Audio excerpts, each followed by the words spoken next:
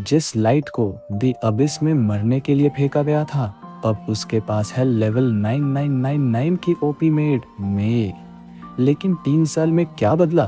क्या लाइट सिर्फ बच गया या अब वो शिकार करने के लिए तैयार है? आज एनिमे डिकोड पर हम शुरू कर रहे हैं एपिसोड 2 द अबिस। तैयार हो तो भाई, सीन खुलते ही सिस्टम हैंग हो जाएगा।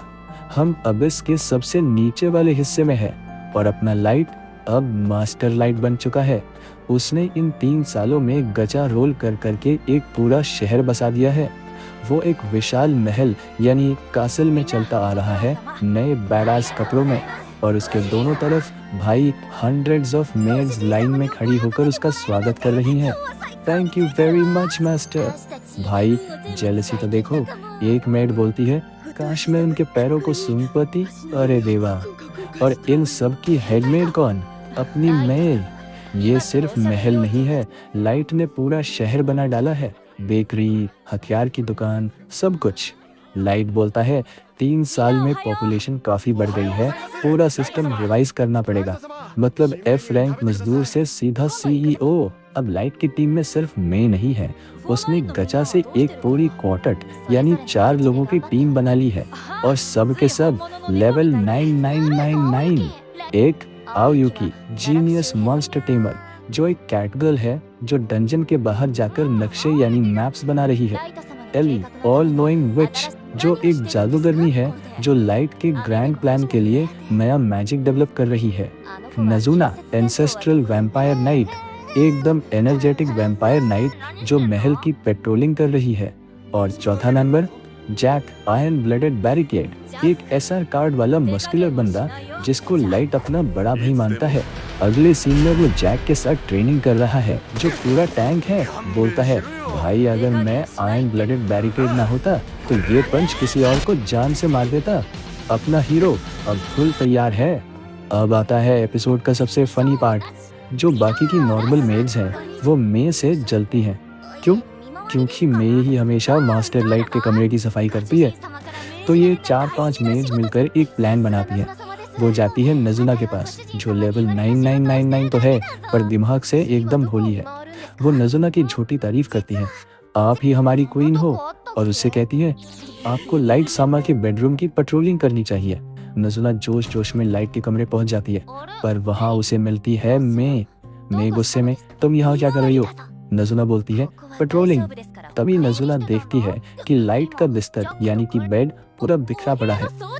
वो मे से बोलती है ये बिस्तर ऐसा लग रहा है जैसे कोई इस पे लेटा था और तकियों को सूंघ यानी कि स्निफ रहा था। भाई मे पकड़ी गई, मे ही लाइट के तकिए सूंघ रही थी। मे एकदम ब्लश करके बोलती है ये मेरा यूनिक बेड मेकिंग स्टाइल है। और नजुना जो बिल्कुल भोली है मान भी जाती है। तभी मे को याद आता है कि उसे नजुना को उन मेड्स का एक मैसेज देना था। नजुना वो चिट्ठी खोलती है और मे के सामने ही पढ़ना शुरू कर देती है। मैसेज फॉर हेडमेड, मास्टर के रूम पे कब्जा करने वाली हेडमेड को हटाओ, हम भी सफाई करना चाहते हैं। उसको भाई नजुना ने सारी पोल खोल दी। मे का चेहरा गुस्से से लाल हो जाता है। मे सीधा उन 4 मेड्स के पास जाती है जो उसे डाई डाई डाई कर्स कर रही थी। मे उन्हें पकड़ लेती है। वो मेड्स डर के मारे बोलती है सॉरी, हम तो बस जेलस थे। मे उन्हें बताती है तुम लोग जो गंदी बातें सोच रही हो वैसा कुछ नहीं हुआ। जब शुरू के 3 महीने मैं और मास्टर अकेले थे, हम सिर्फ पढ़ाई और ट्रेनिंग कर रहे थे।